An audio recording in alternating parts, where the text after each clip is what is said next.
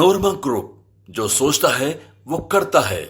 नमस्ते। आपने देखना शुरू कर दिया है न्यूज हाट। मैं कुमोद कुमार। दिल्ली की राजनीतिक सरगर्मियां तेज हो चुकी है। इसी बीच लगातार आम आदमी पार्टी, बीजेपी और कांग्रेस एक दूसरे पर हमलावर है।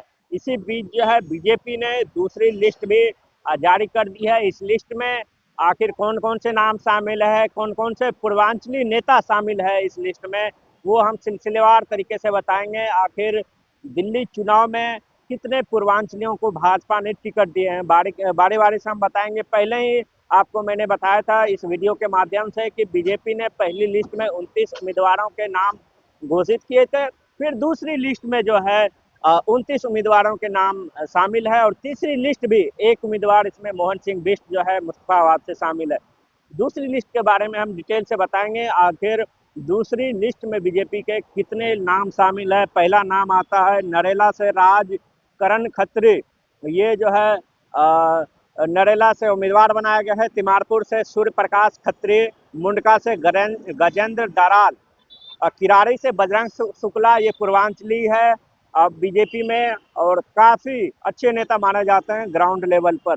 सुल्तानपुर माजरा जो एससी सीट है, यहाँ से कर्म सिंह कर्मा, और शकूर बस्ती से कर्नल सिंह मंदिर प्रकोष्ठ के अध्यक्ष भी है। लगातार ये जमीन पे काम कर रहे हैं, दिल्ली के पुजारियों को एकजुट करने की कोशिश कर रहे हैं। श्रीनगर से तिलक राम गुप्ता है, ये जो है चुनाव लड़ रहे हैं। श्रीनगर से सदर बाजार से मनोज कुमार जिंदल है। चांदनी चौक से सतीश जैन है। मटिया महल से दीप्ति इंदौड़ा है।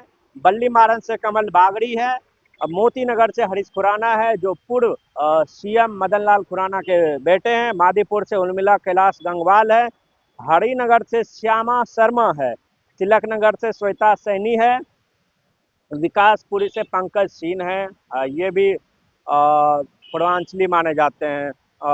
उत्तम नगर से पवन शर्मा है। द्वारका से प्रद्युमन राजपूत है। मटियाला से संदीप सहरावत है। नजफगढ़ से नीलम पहलवान है। पालम से कुलदीप सोलंकी है। राजेंद्र नगर से उमंग बजाज है, जो यहाँ से राजेंद्र नगर विधानसभा से दुर्गेश पाठक मौजूदा आम आदमी पार्टी के विधायक हैं। कस्तूरबा नगर से नीरज बसोया है। तुगलकाबाद से रोहतास विधूरी है। और आज जो बीजेपी ने तीसरी लिस्ट जारी की है वो मुस्तफाबाद से है। बीजेपी ने तीसरी लिस्ट में मोहन सिंह बिष्ट का जो है नाम ऐलान किया है। चूंकि मोहन सिंह बिष्ट करावल नगर से 1993 से लगातार विधायक रहे हैं। 2015 में वो कपिल मिश्रा से हार गए थे। चूंकि अभी कपिल मिश्रा बीजेपी में है, और कपिल मिश्रा जब बीजेपी में आए तो यहाँ से बीजेपी विधायक मोहन सिंह बिष्ट लगातार जो यहाँ से बीजेपी एमएलए बने हैं। चूंकि जिस तरीके से मोहन सिंह बिष्ट का टिकट कटा, उसके बाद से मोहन सिंह बिष्ट जो है लगातार पार्टी के खिलाफ जो बयान दे रहे थे, उन्होंने साफ कहा जिस तरीके से मेरा टिकट काटा गया, आने वाले विधानसभा चुनाव में जो होने वाले हैं, इसमें उन्होंने साफ सरकार को चेतावनी दी कि हमने जिस तरीके से काम किया, क्यों हमारा टिकट काटा गया। चूंकि जेपी नड्डा से मोहन सिंह बिष्ट मिले भी, जेपी नड्डा ने आश्वासन दिया, और दूसरे दिन मोहन सिंह बिष्ट का मुस्तफाबाद से जो है नाम का ऐलान होता है कि मुस्तफाबाद से मोहन सिंह बिष्ट चुनाव लड़ेंगे।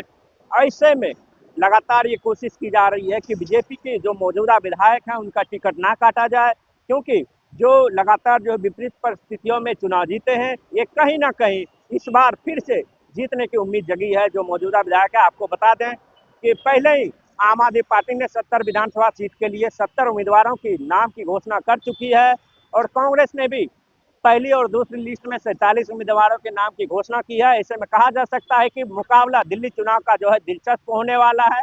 क्योंकि जिस तरीके से अमित शाह ने साफ झुग्गी बस्ती के प्रधानों के साथ मीटिंग की, उन्होंने संबोधित किया, साफ अरविंद केजरीवाल को आड़ो हाथे लिया। उन्होंने साफ कहा कि जिस तरीके से झुग्गी बस्तियों के रहने वाले प्रधान हैं, चाहे लोग हैं, उन्हें मोदी सरकार जो है लगातार जो है घर देने का काम कर रही है। जहां झुग्गी वहीं मकान के तहत जो लगातार काम करने की कोशिश की जा रही है।